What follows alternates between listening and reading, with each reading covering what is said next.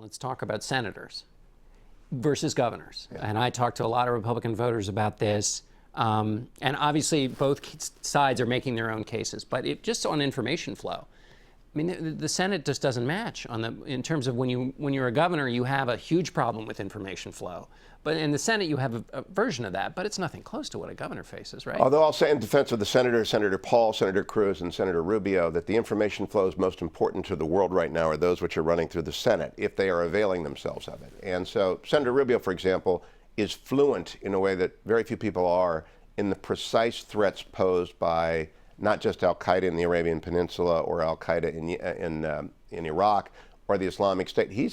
He studies hard. So does Senator Paul, so does Senator Cruz. And so your point is information flow, there's quantity, but then there's also being able to assess what you're hearing. Exactly. Right? And that's your point about Rubio. Yeah, and Mike Morrell, former deputy director of the CIA, also has a book out called The Great War of Our Time.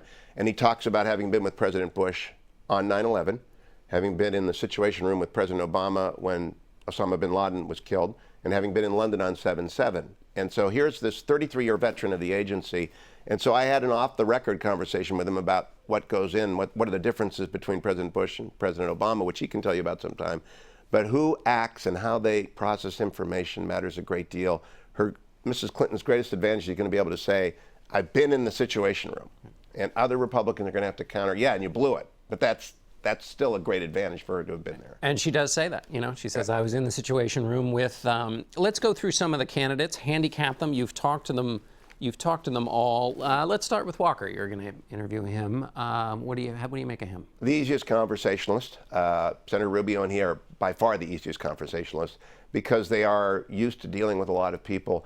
I have a law partner, Robert O'Brien, and I'm not committed to any of these people, but Robert O'Brien has signed on along with Jim Talent to Senator Walker's national security team. I asked him, why'd you pick him? Some of my other partners have gone with other ones. He said, he's a winner. He stood up, he took 3 times every hammer they could throw at him. They've done all the Apple research possible. He's been thoroughly vetted. Tonette is wonderful. So Scott Walker has a great affection among people who listen to my radio show for having endured the gauntlet. By next default, you ask about Jeb Bush, who has also endured the gauntlet twice and has been through the circus that is this campaign 5 times, like Mrs. Clinton has been through this 5 or 6 times, either as a candidate, as a spouse, as a Secretary of State. Governor Bush has been through it as a brother and as a son 4 or 5 times, and so you get used 6 times actually. They have that great advantage. Senator Cruz has won 9 Supreme Court arguments, John. You don't do that because you're lucky. You win 9 Supreme Court arguments because you're really, really smart. And I advise in the Queen, if he's the nominee, she should simply reject debates with him. He'll cut her up muscle and joint. I mean, he'll carve her up. He's that good. Chris Christie has vanished, but he'll be back.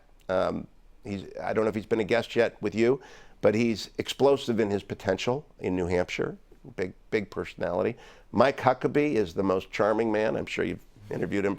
Am I not right? He is. It's. What do you think, though, about the charm and the discipline required? Is there a... Oh, good point. That was brought up to me by someone else, that he hires unusual staff, and the discipline that she has. You know, to prepare for this, I told you in the green room I had read your book, On Her Trail, about your mother, and I wanted to read this paragraph that I found on page 124, which if I had read it before I wrote The Queen would be in there. You wrote of your mother, she spent her life trying to show how serious and substantive she was. Her young life was neither. Newswomen were assigned soft personality stories to keep them in the ghetto. She wasn't going to assign herself one from her own autobiography. It's a shame.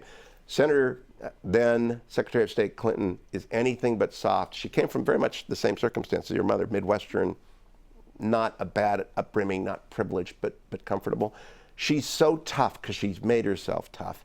Any Republican who gets into the ring with them have got to be prepared for the most resilient person they've ever been up against, because she's endured so much. That is, in fact, her greatest attribute.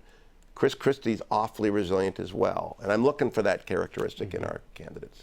And what about, you mentioned Rubio on information flow, but give me a little more of your thoughts on Marco Rubio. The only candidate who has produced this reaction, one comes close, but the only candidate in the field who will get the wait staff. If you're doing a room, there's people serving, Every time I've seen Senator Rubio give a speech, most recently at the Alliance Defending Freedom Summit last year in Naples, Florida, the wait staff emerges from the kitchen and line the walls to listen to him because they're watching their son or their daughter.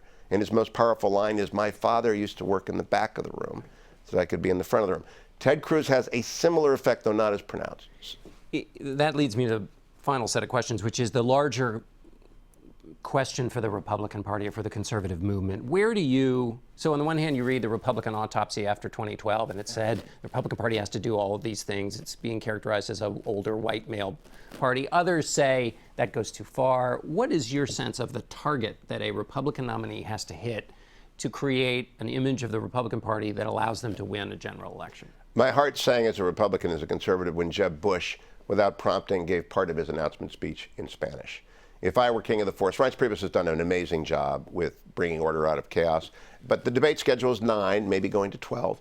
And I wish there was a forum where Senators Rubio and Cruz and Governor Bush would begin and end in Spanish and every question was asked in Spanish, because you can't break the lock on the Electoral College unless you get above 40% in the Latino vote. Governor, then President Bush, did that. Governor Romney is not President Romney because he couldn't, and because the Democrats outspent President Obama, as Jonathan Alter writes in his wonderful book about it, and Dan Balls confirms in Collision 2012. They outspent the Republicans 7-1 on Spanish language media. A lot of great Americans consume a lot of their media in only Spanish. They're citizens, they're voters. The Republicans have to speak to them and say, we're the party of opportunity, growth, and freedom for your kids. We'll keep you safe. We'll keep the country free. We'll protect your small businesses. They've got to hit that sweet spot. All right, Hugh Hewitt, thanks so much. Thank you, Author of John. The Queen and host of the Hugh Hewitt Show. Thanks for being here. Good to be here.